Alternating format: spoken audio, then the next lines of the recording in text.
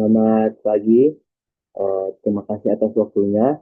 Perkenalkan, nama saya Surya Eka Putra Yulfikar dengan NIM 220 211 061 060 74.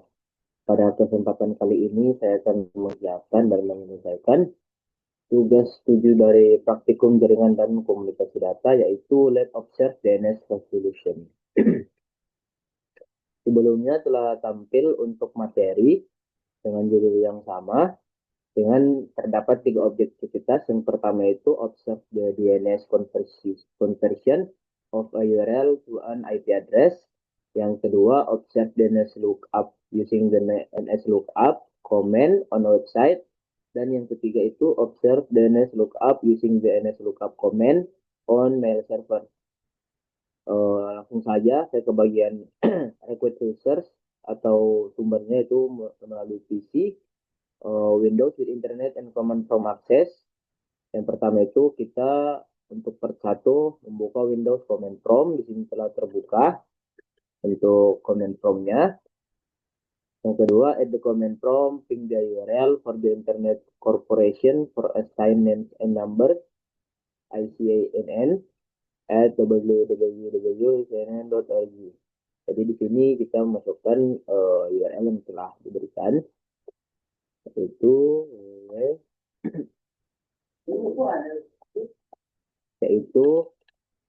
ping www.icann.org. Nah, apabila sudah, maka nanti kita akan diberikan tampilan yang sama sesuai dengan materi, yang dimana di sini dengan average 46 ms, lalu time-nya itu mulai dari 45 hingga 50 ms.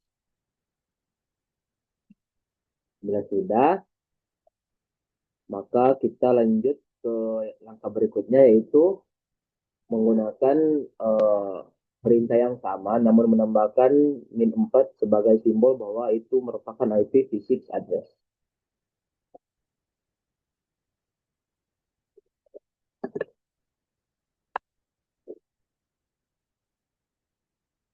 Nah, maka akan muncul TTL57 dengan average 45 ms. Sesuai dengan formatnya sesuai dengan apa yang telah diberikan sesuai materi.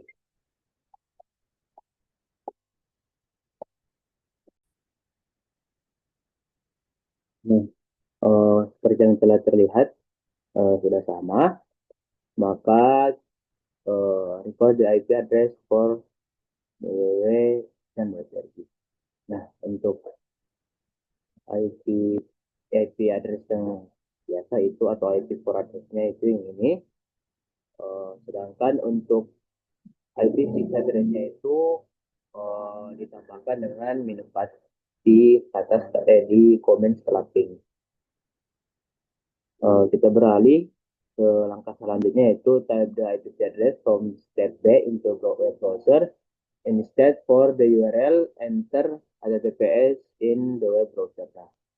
Jadi kita diperintahkan untuk memasukkan IPv4 address yang tadi kita ketik di command prompt, lalu kita kerjakan di browser. Langsung saja saya copy, baru. Nah, ini ketika saya enter, terjadi kesalahan karena di sini saya menggunakan IPv4 address yang berada di materi. Sedangkan harusnya saya menggunakan IP address dari command prompt saya. Saya di sini saya copy ini, nah, lalu saya klik di sini.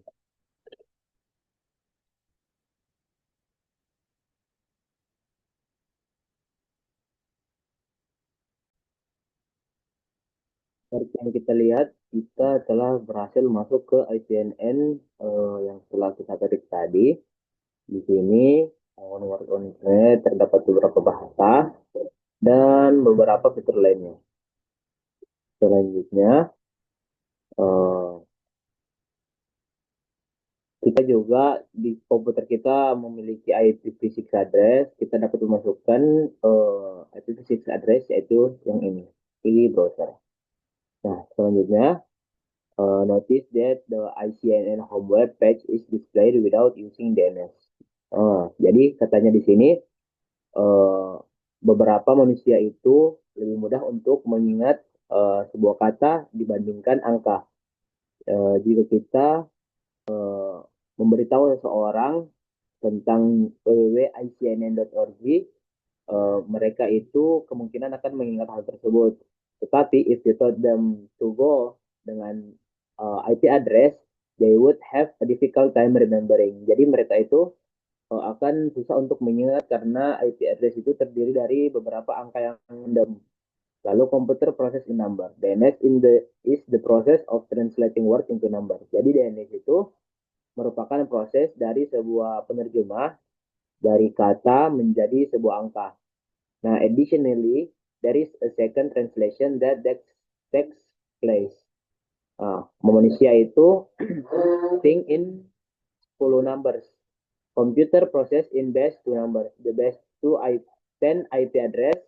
Nah, IP addressnya tadi itu yang tadi telah kita proses dengan base dua nomor, yaitu 1100000000001000001. Nah, muncul pertanyaan, apa yang terjadi? What happen if you cut and pass this base two numbers into a browser?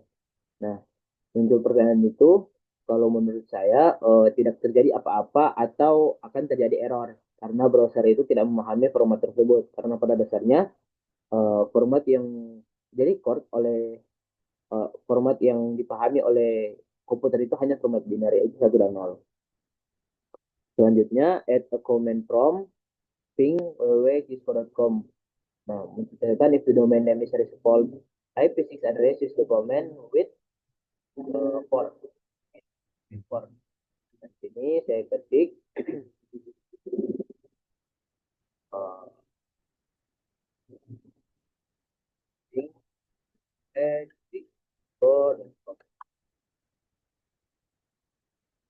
maka akan muncul seperti ini sesuai dengan yang ada di materi. Nah, karena sebelumnya saya juga sudah melakukan ping before seperti di atas, maka sudah cukup menambahkan min 4 setelah ping. Nah, maka untuk IPv6 addressnya itu dua telah berhasil, maka akan muncul seperti hal ini. Selanjutnya, uh, muncul pertanyaan, when you ping this URL, do you get the same IP address as the example explain?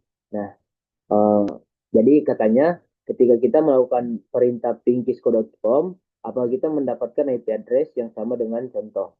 Tentu saja tidak, karena alamat IP bisa berbeda-beda tergantung lokasi dan server yang digunakan. Nah, jadi karena server yang saya gunakan dengan pemateri yang gunakan itu berbeda, maka otomatis IP address-nya juga akan berbeda. Untuk pertanyaan lain, type the IP address that you obtain when you ping Webisco into a browser. Does the website display explain? Nah, untuk jawaban yang ketiga itu, ya, situs itu akan tampil jika IP tersebut adalah memiliki web server Cisco yang valid. Maka tentu saja akan tampil. Ini, untuk IP address-nya itu ini.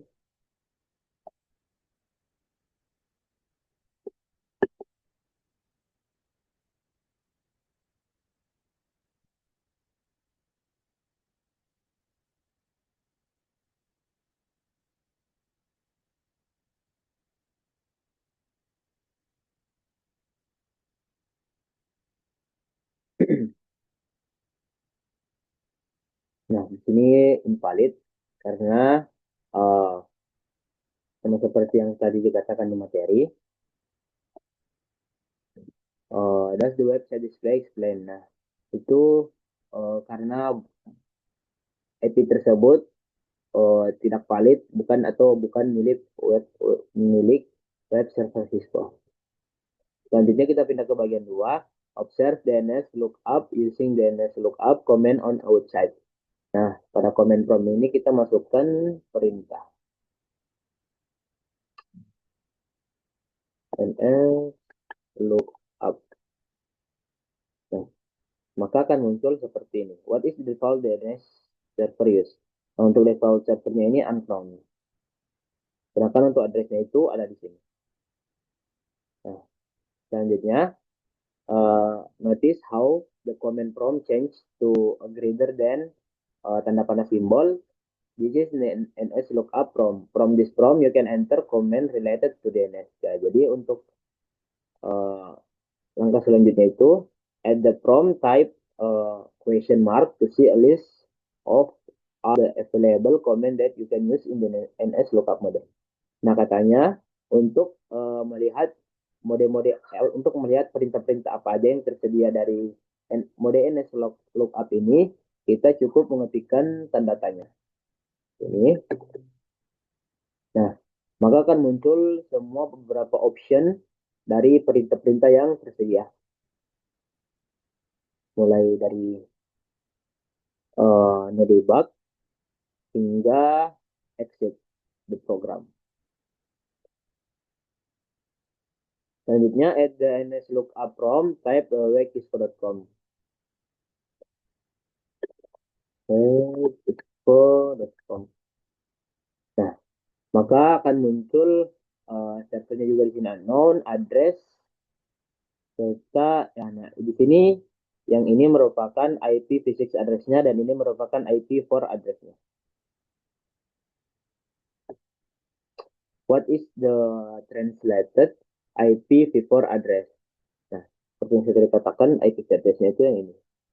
23.220.173.41.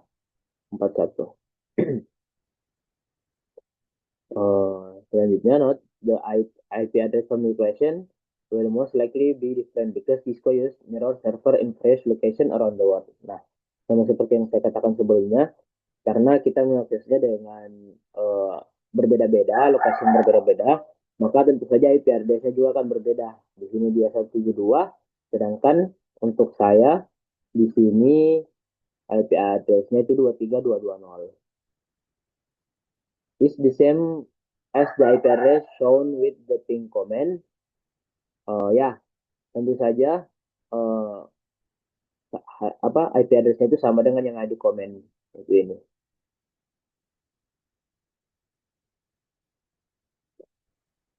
Lalu lanjut under addresses in addition to the IP address yang ini, there are the following numbers.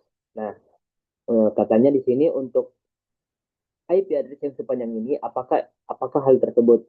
Nah, seperti yang saya katakan sebelumnya, ini merupakan IPv6 address dan ini merupakan IPv4 address. Jadi jawabannya adalah IP6 address. Selanjutnya, as the NS lookup prompt, type the IP address of the Cisco server that you just found. You can use NS lookup to get the main name of an IP address if you do not know the URL. Nah, di sini kita masukkan IP address ini 23.220.173.41. Nah, maka akan muncul seperti ini sesuai dengan apa yang ada di materi. You can use the NS lookup tools to translate domain name into IP address. You can also use it to translate IP address into the domain names. Using the NS lookup tool, record the IP address associated with google.com. Jadi katanya di sini kita bisa menggunakan NS lookup tool untuk merecord IP address dan asosiasi bersama www.google.com. Selanjutnya, add the NS lookup from type set type sama dengan MX untuk mengidentifikasi server mail. Ini saya masukkan perintah set type sama dengan MX. Lalu add the NS lookup and add the NS lookup from type cisco.com. ke com.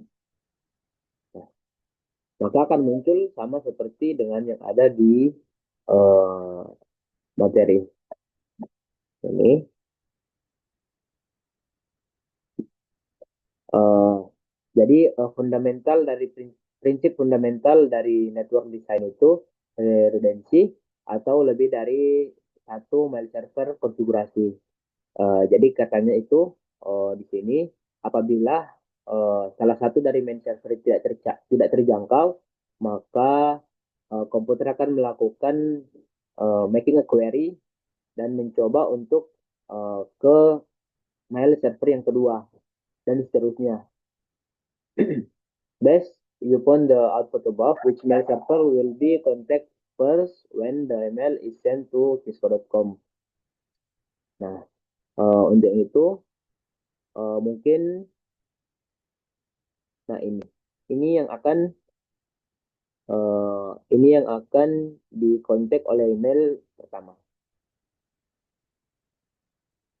lln mx01cisco.com. Mengapa? Karena memiliki nilai preferensi MX paling rendah, yaitu ada di angka 10. Uh, as at the ns lookup prompt, type exit to return to the regular PC command prompt. Jadi untuk keluar, kita cukup masukkan prompt exit. Maka kita kembali ke langkah yang paling awal, yaitu uh, sistem paling awal dari komputer kita. At the PC command prompt, type ipconfig all. Di sini kita memasukkan prompt ipconfig all. Nah, maka akan muncul seperti ini. Write the IP address of all the DNS server that your school uses. Nah, untuk permasalahan ini, di sini saya menggunakan WiFi di rumah saya. Maka untuk DNS servernya itu ada di DNS server itu ada di sini 192.168.1.1 karena ini merupakan WiFi yang digunakan di rumah pribadi saya. Nah, yang terakhir itu reflection question. What is the purpose of DNS? Nah, jadi apa sih itu tujuan fundamental dari DNS? Nah, fundamental utamanya itu yaitu mengubah nama domain menjadi alamat IP agar komputer dapat saling terhubung. Sama seperti yang dikatakan sebelumnya di materi, bahwasanya manusia itu lebih mudah mengingat nama atau words dibanding number. Nah, makanya DNS ini berfungsi sebagai proses untuk mengubah dari nama itu menjadi number agar dapat diproses oleh komputer. Nah, selesai. Mungkin cukup sekian dari presentasi tugas saya. Kurang dan lebihnya mohon maaf. Terima kasih atas waktunya.